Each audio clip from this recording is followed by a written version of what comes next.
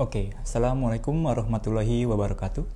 Kembali lagi ya teman-teman bersama kami. Di sini kita akan membawakan sebuah video tutorial tentang bagaimana membuat policy di F5 Distributed Cloud Service atau Cloud Console atau WAAP.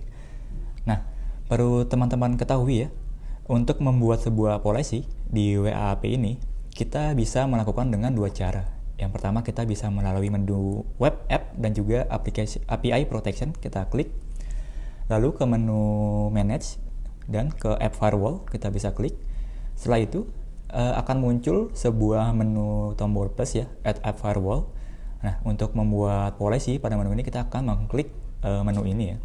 Nah, di sini akan muncul beberapa parameter yang perlu teman-teman isi seperti name, description, dan juga enforcement mode-nya.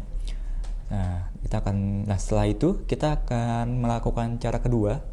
Yang cara kedua ini kita bisa melalui menu Distributed Apps, kita akan klik. Nah, setelah itu akan muncul tampilan sebuah virtual host ya, teman-teman di sini atau load balancer. Nah, perlu teman-teman ketahui juga sebelum kita melakukan pembuatan policy melalui menu ini, kita harus membuat sebuah load balancer atau virtual host yang sudah dibuat agar bisa membuat policy ya.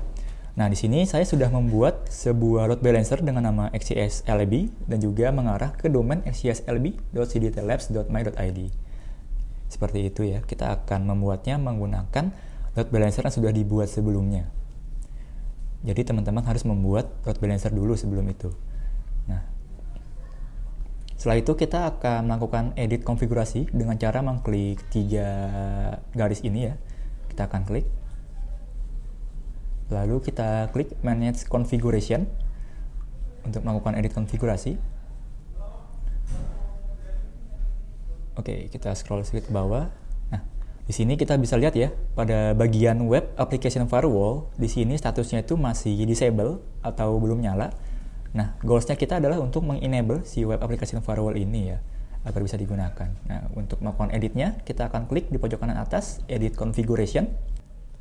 Oke, di sini sudah terbuka ya untuk menu editnya. Nah, di sini kita lihat untuk bagian web application firewall-nya masih disable, kita akan enable untuk statusnya.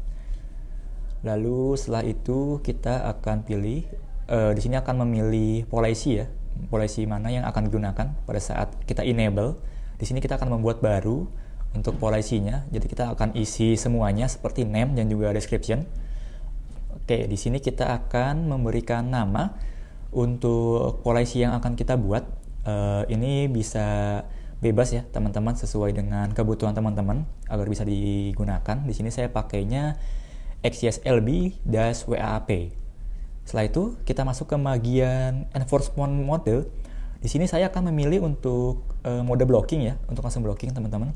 Jadi kalau teman-teman ada kebutuhan untuk melakukan monitoring dulu atau masih mode transparan untuk melihat traffic yang masuk dan juga nggak langsung ngeblok, teman-teman bisa pilih bagian monitoring ya. Tetapi di sini saya pakainya itu mode blocking ya, agar bisa langsung memblok sebuah tag type ya atau text signature. Setelah itu kita masuk ke bagian security policy. Di sini saya pakainya masih default. Kita ikuti yang sudah ada dulu, tetapi jika teman-teman ada kebutuhan untuk melakukan custom, bisa pilih klik custom ini ya. Nah, kita klik contohnya. Nah, di sini akan terlihat dua menu, ada tag type dan juga signature-nya. Di sini bisa pilih custom juga. Nah, di sini kalian bisa juga pilih tag type apa nih yang ingin di-disable pada policy ini. Teman-teman bisa pilih di sini jika ada kebutuhan seperti itu ya. Misalkan mau disable yang lainnya gitu. Nah, tapi di sini kita pakainya default saja. Setelah itu untuk yang signature based port protection kita juga akan pilih default, kita ikuti sesuai dulu. Nah, juga untuk allowed response status code di sini saya juga akan pilih default. Tapi jika teman-teman punya kebutuhan untuk mengallow beberapa response code seperti 404, 403, nah itu ingin di-allow agar nggak keblok oleh F5, itu bisa pilih menu custom untuk menambahkan allow response code yang lain. Tapi di sini saya akan pakai default. Lalu untuk yang mass sensitive juga saya pakai default ya, kita ikuti yang sudah ada. Setelah itu kita akan masuk ke bagian blocking response patch. Ini saya juga pilih default. Tetapi teman-teman jika punya blocking response patch custom, kalian bisa pilih custom. Misalkan teman-teman ingin dimasukkan gambar atau teks yang lain, teman-teman bisa pilih custom untuk memasukkan HTML.html-nya yang sudah dilakukan konfigurasi atau edit ya, disesuaikan dengan kebutuhan masing-masing. Di sini saya pilihnya default saja. Setelah semua selesai dibuat, kita coba cek dulu.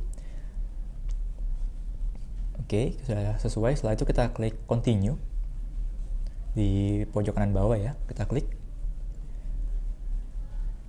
Oke, setelah itu kita bisa lihat ya, untuk bagian web application firewall WAF-nya sudah enable dan juga policy-nya kita pakai yang telah kita buat tadi, yaitu XCSLB-WAAP, sesuai dengan yang setelah kita buat.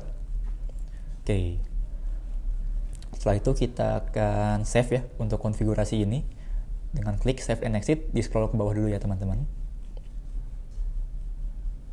Oke. Untuk pembuatan policy-nya pada WAAP ini sudah selesai dilakukan.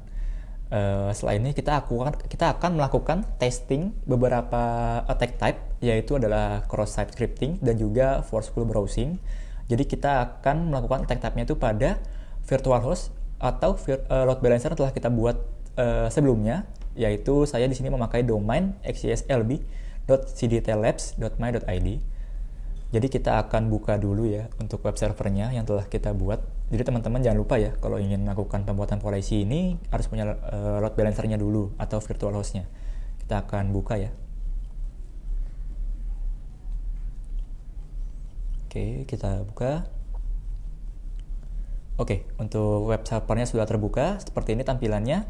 Di sini saya akan coba melakukan attack type cross-site scripting. Ini simpel aja sih untuk XSS-nya. Kita masukkan seperti ini saja untuk melihat apakah policy yang telah kita buat tadi itu berjalan atau tidak. Oke, ini hasilnya. Jadi policy-nya itu sudah berjalan ya teman-teman. Jadi attack type-nya itu sudah terblok oleh si WAAP.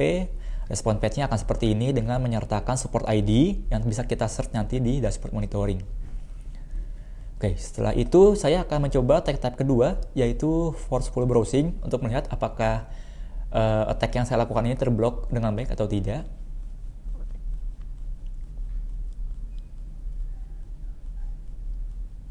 Oke, bisa teman-teman lihat di sini attack type-nya juga terblok ya, forceful browsing, dan juga sudah menyertakan support ID dan juga beberapa deskripsi seperti URL-nya sudah ke-reject ya. Artinya policy yang telah kita buat sebelumnya sudah berjalan dengan baik, seperti itu teman-teman. Nah, selanjutnya kita akan melihat dashboard monitoringnya untuk WAAP ini, untuk melihat apakah monitoringnya berjalan dengan baik atau tidak. Kita kembali ya ke menunya E5 tadi dengan diklik. Lalu kita ke menu Web App and API Protection, kita klik.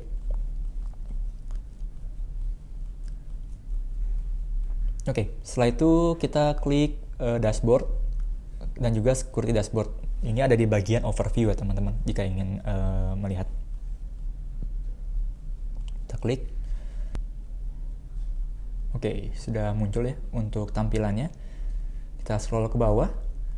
Nanti di sini akan terlihat load balancer apa saja yang kita miliki. Di sini ada load balancer tadi kita buat ya, punya milik saya, yaitu XCSLB.